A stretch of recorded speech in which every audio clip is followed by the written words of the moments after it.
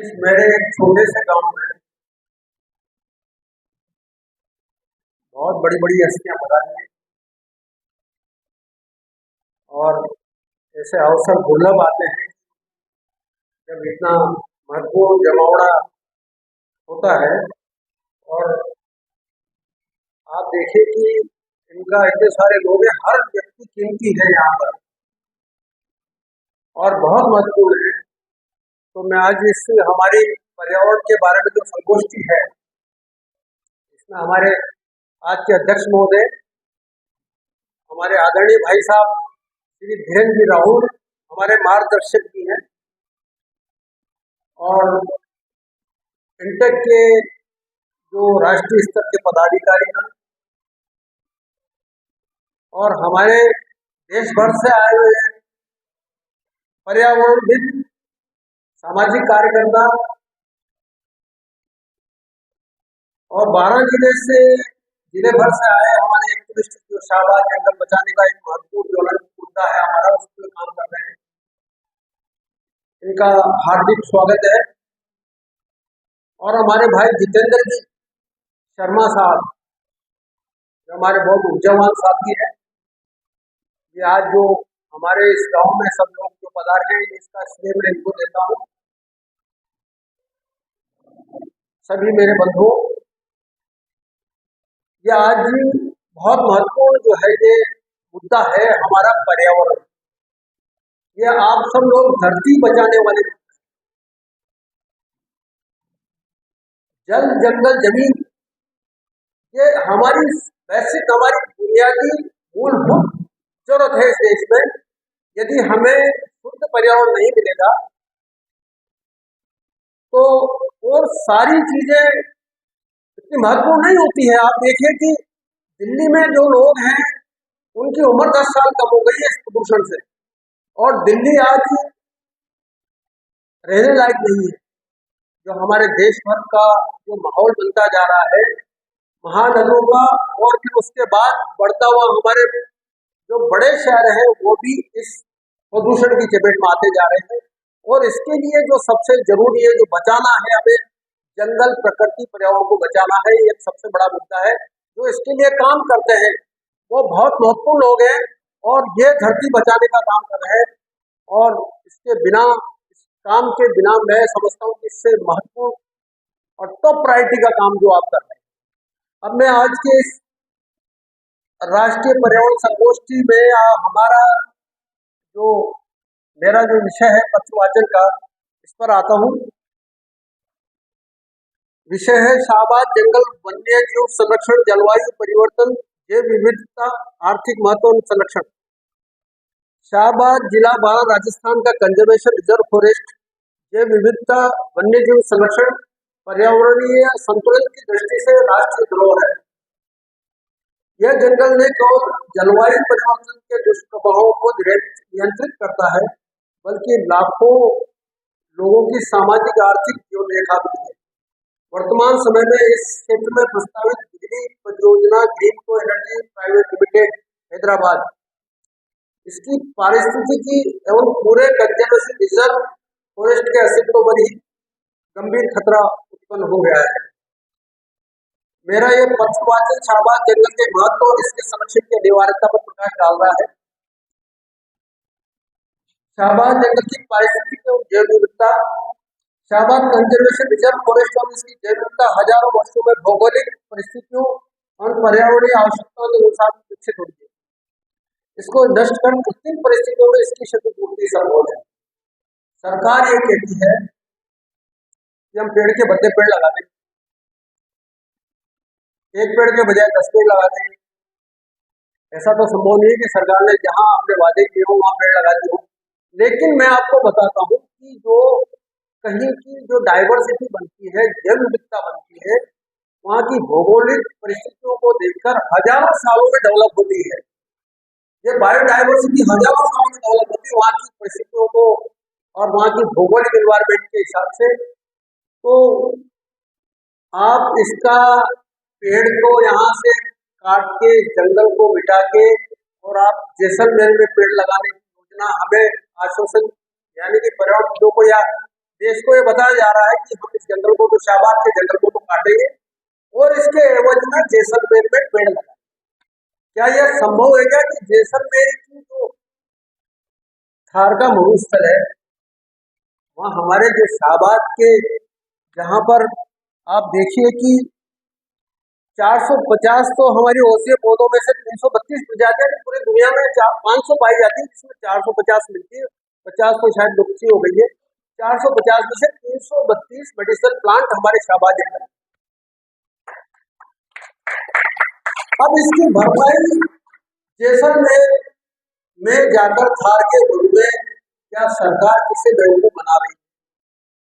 तो ये मतलब हम लोग ये सारी सरकार किस तरह लोगों को जो बेवकूफ बनाने का काम करती है, और हम लोग जो देश के लोग हैं सरकार की हाँ में हाँ मिलाते रहते हैं। अब दूसरा मैं आपको बताऊं, इसकी राष्ट्रीय वन नीति के अनुसार देश के 33.3% भूभाग पर वन क्षेत्र होना चाहिए, किंतु दुर्भाग्य की आज केवल 19.5% क्षेत्र में ही जंगल बचा है। शाहबाद का जंगल प्रतिवर्ष 22.5 lakh metric ton carbon dioxide छोड़ता है। देश में पाए जाने वाले 450 औषधीय पौधों में से 332 प्रजातियां केवल शाहबाद जंगल में उपलब्ध है। यहाँ दुर्लभ सीलेक्टिनेला प्रजाति के पौधे भी पाए जाते हैं जो विलुप्त हो गए हैं, और हिंदुस्तान में यदि है तो शाहबाद के जंगलों में उसको आइडेंटिफाई किया है, तो कहीं भी नहीं है। गिद्ध जैसे लुप्त पक्षी आज भी जंगलों में नेस्टिंग करते हुए देखे हैं। मैंने गिद्ध को वहां देखा है जो ऊंचे ऊंचे पेड़ों में नेस्टिंग करते हैं। गिद्ध को नेस्टिंग करने के लिए बहुत ऊंचे पेड़ चाहिए, वो हर जगह उपलब्ध नहीं होते हैं, इस वजह से उनकी संख्या भी कम से कम होती जा रही है। तो वो वहां पर हमारे शाहबाद के जंगल में आज भी गिद्ध मिलेगा। इस घने जंगल में वन्य जीव, वनस्पतियों और कीटों की अनेक प्रजातियां जो कि लुप्त होने को है या क्रिटिकली इंडेंजर्ड कैटेगरी में है, जो कि IUCN की रेड लिस्ट में शामिल है, वे भी यहाँ निवास करते हैं। हमारे वन्य जीव है, वनस्पति है और इंसेक्ट, हमारे कीटों की अनेक प्रजातियां हैं। और शाहबाद में मधुमक्खी भी खूब पाई जाती है, जो पोलिनेशन के लिए सबसे बड़ा काम करती है। इस घने जंगल में यहाँ लगभग 400 प्रजातियों के हजारों पक्षी, 400 स्पीसीज है यहाँ पर, बर्ड्स की, पक्षियों, उसके हजारों पक्षी यहाँ पर है, बसेरा करते हैं। ये बहुत बड़ा हैबिटेट एरिया है शाहबाद का। प्रवासी पक्षी अनेक कीट पतंगे निवास करते हैं। एक स्टडी के अनुसार विश्व में 40% तक कीट प्रजातियां विलुप्ति के कगार पर। कीड़े, मधुमक्खी 87% फूल वाले पौधों के परागण क्रिया में सहायक है। इनकी परागण क्रिया से फूलों में फल और बीज बनते हैं। अमेरिकी जीव वैज्ञानिक E.O. विल्सन ने कीड़ों को धरती पर जीवन का दिल कहा है। यदि ये लुप्त हो जाए तो परिस्थिति की तंत्र ध्वस्त हो जाएगा। हमारा अंधाधुंध इंसेक्टिसाइड का स्प्रे एग्रीकल्चरिस्ट करते हैं, किसान जबरदस्त, हमारे देश में कीटनाशक सस्ता मिलता है, तो बिना जरूरत के भी जो है कीटनाशकों का स्प्रे करते हैं। तो ये कई हमारे इंसेक्ट की प्रजातियां विलुप्त खत्म होती जा रही है। ये इस तरह के जो एरिया है, जंगल है, उनमें ये प्रजातियां, कुछ स्थान है जहाँ बहुत कम स्थान बचे हैं जंगलों में, जहाँ पर ये सभी तरह की प्रजातियां होती हैं। यदि ये लुप्त हो जाएंगे तो पारिस्थितिकी तंत्र ध्वस्त हो जाएगा। इंसान, हमारा मानव सभ्यता खत्म हो जाए तो भी धरती पुनर्जीवित हो जाएगी। यदि कीट नहीं रहेंगे, कीट पतंगे और मधुमक्खी नहीं रहेगी, तो ये हमारी जो है ये धरती खत्म हो जाएगी। अल्बर्ट आइंस्टीन ने कहा है कि यदि मधुमक्खी खत्म हो जाती है तो हमारी मानव सभ्यता यानी कि मानव 4 साल से ज्यादा जिंदगी नहीं। इसका कारण यह है कि हमारा जो पोलिनेशन का है, जो 87% पोलिनेशन परागण की क्रिया होती है, वो इंसेक्ट से, कीड़ों से, कीड़े पतंगों से और मधुमक्खियों से होती है। यदि खत्म होती जाएगी, कम से कम होती जाएगी, तो परागण क्रिया प्रभावित होने से हमारा खाद्य सुरक्षा भी प्रभावित होगी। हमारा जो अन्न उत्पादन है वो गिरेगा और जो बढ़ती हुई आबादी है इसका पोषण मुश्किल हो जाएगा। तो ये बहुत जरूरी और अ, एक बहुत आवश्यक है ये इनको बचाना। जलवायु परिवर्तन और पर्यावरणीय महत्व। भारत के पेड़ों की औसत संख्या 28 प्रति व्यक्ति है, पर कैपिटा ट्री 28 प्रति व्यक्ति है, जबकि आदर्श स्थिति 422 होनी चाहिए। इस असमानता के कारण जलवायु संकट अधिक गहराता जा रहा है। कनाडा में प्रति व्यक्ति 9,000 के लगभग पेड़ पाए जाते हैं। प्रति व्यक्ति 9,000 के लगभग इतने जंगल है वहां पर। तो वहां पर क्लाइमेट चेंज का बिल्कुल भी आज पूरी दुनिया में सब जगह असर आ रहे हैं, लेकिन कनाडा में जो है अधिक जंगल होने से, पेड़ होने से वहाँ क्लाइमेट चेंज का असर नहीं है। और हमारे देश में आप देख रहे हैं कि इस साल की बात कर रहा हूँ, ये क्लाइमेट चेंज का असर है कि अनियंत्रित बारिश हो रही है और कोई रेगुलेट नहीं हो रही है। आप देखिए जहाँ पानी नहीं गिर रहा है वहां उन जगहों पर भी पानी गिर रहा है। और जंगल में और जो ये हमारा जब होता है ना कि बादल फट गए, तो ये बादल फटना क्लाइमेट चेंज की वजह से बादल फटते हैं, यानी कि एक जगह पर बहुत अधिक मात्रा में पानी गिर जाना और उससे जो तबाही जो मच रही है, जो हमारे पूरे वहां पर उत्तराखंड में पहाड़ गिर रहे हैं और स्खलन हो रहा है, इसके पीछे भी क्लाइमेट चेंज का एक बड़ा कारण है। और आपको ये देखें कि मेरे गांव की बात कर रहा हूँ, जबकि मैं देखा हूँ, पहले मैंने देखा था कि बिजली के हादसे बिजली गिरने के हादसे कम से कम हो गए थे। जो आसमानी बिजली जो गिरती थी वो बिजली के हादसे कम होते थे। आज हम इसको देखते हैं कि बहुत ज्यादा प्रतिशत बढ़ गया है इसका बिजली के हादसों का, बिजली के आकाशीय बिजली गिरने के। और लोग जो है वो एग्रीकल्चर वाले जो एग्रीकल्चरिस्ट के किसान है, सबसे ज्यादा खतरा उनको है, क्योंकि जंगल न होने से किसान भाई क्या करते हैं, पेड़ के नीचे जब खेत में पानी आता है तो पेड़ के नीचे खड़े हो जाते हैं और वहां पे बिजली गिर जाती है, जो उनके लिए सबसे बड़ा खतरा है। पहले जब जंगल ज्यादा होते थे तो जंगल अधिक होने से वो बिजली को जो है वो उसका काम करती थी, स्टोक ऑब्जर्व का काम करती थी, बिजली को अपना उसमें ले लेती। तो ये आज जब जंगल कट रहा है तो बिजली का जो प्रकोप है, ये प्राकृतिक आपदाएं ज्यादा होने से ज्यादा होती जा रही है। जलवायु परिवर्तन का मुकाबला जंगल कार्बन सिंक के रूप में कार्य करती है। जलवायु परिवर्तन के प्रभाव को कम करने में मदद करते हैं। ये प्रदूषण को सोखने का काम करते हैं। सुप्रीम कोर्ट ने कहा है कि जलवायु परिवर्तन से होने वाले प्रतिकूल प्रभाव, अनुच्छेद 21 जीवन का अधिकार और अनुच्छेद 24 समानता का अधिकार के समान ही है, ये उसका उल्लंघन माना जाएगा।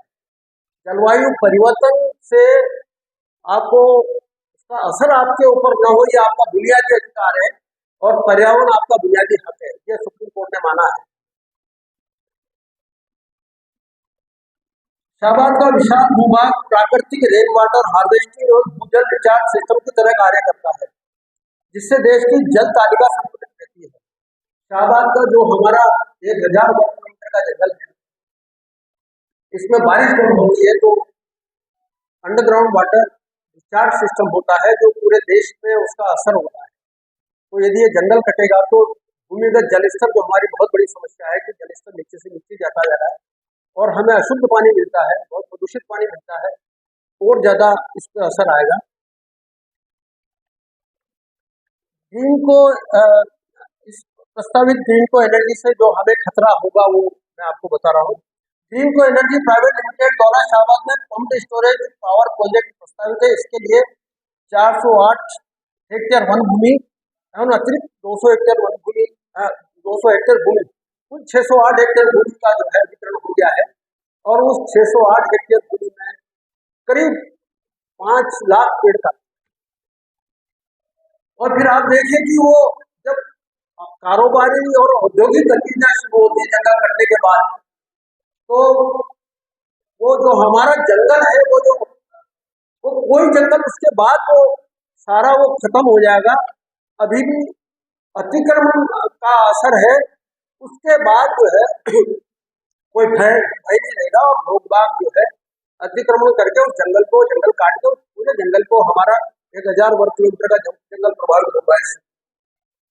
पूर्व चीता प्रोजेक्ट और कौन सी प्रभावित होगा? यहाँ से मात्र 15 किलोमीटर दूरी पूर्व नेशनल पार्क है।